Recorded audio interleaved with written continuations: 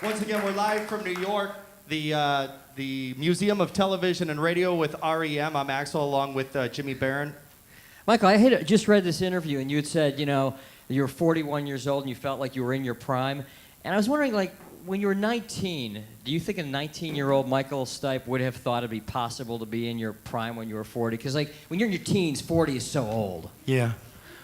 No, wait, I forget, what, I don't understand the question. Like when you were in your 20s, would you have thought that when you were 41, you would have been in your prime, that it would have been possible to still put out really, you know, good rock and roll music? No, I wouldn't have thought that I would be alive at 41, to be honest.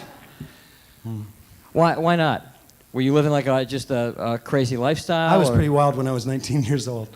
Yeah, things have changed a little bit, but, you know. That was in response to, I kept talking to journalists who were referring to me as an elder statesman. And I was like, you know what? I'm exactly 3 years older than Brad Pitt and 2 years older than Tom Cruise, and I don't appreciate that very much. Right. Because they're like young studs in their prime, and you're the elder statesman. No, they're probably people that are my age or a little bit older, and they're kind of projecting their own stuff onto me. Right. And I don't have much problem with being 41. I think it's kind of glorious. I mean, I'm a really lucky guy, but you know, we all kind of have to go through it, and that's that. Yeah. So it's okay.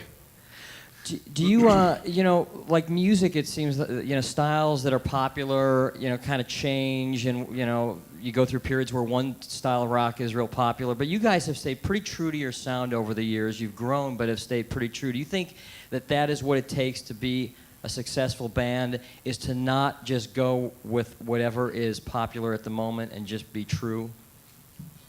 We were never in sync with whatever was going on in music very much. And over the course of 21 years, if you're lucky enough to be able to work with the same people for that long, which I consider myself really lucky, to have Mike standing to my right and Peter standing to my left in the year 2001,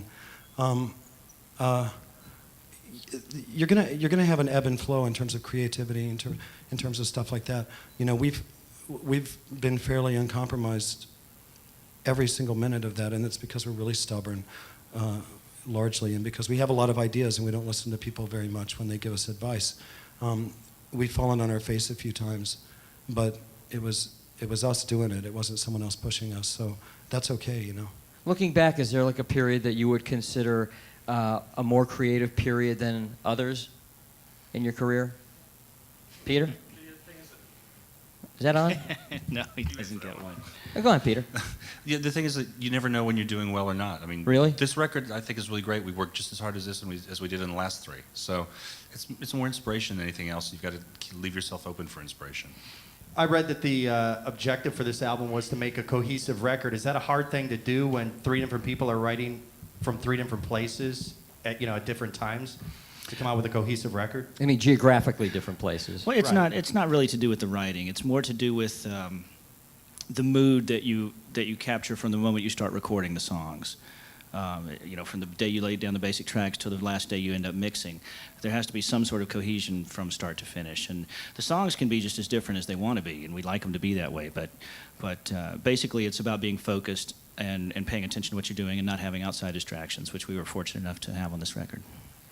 Here's what it is. I mean, I think the market right now is pretty much singles oriented, and people younger than our age don't really understand what a great album can be.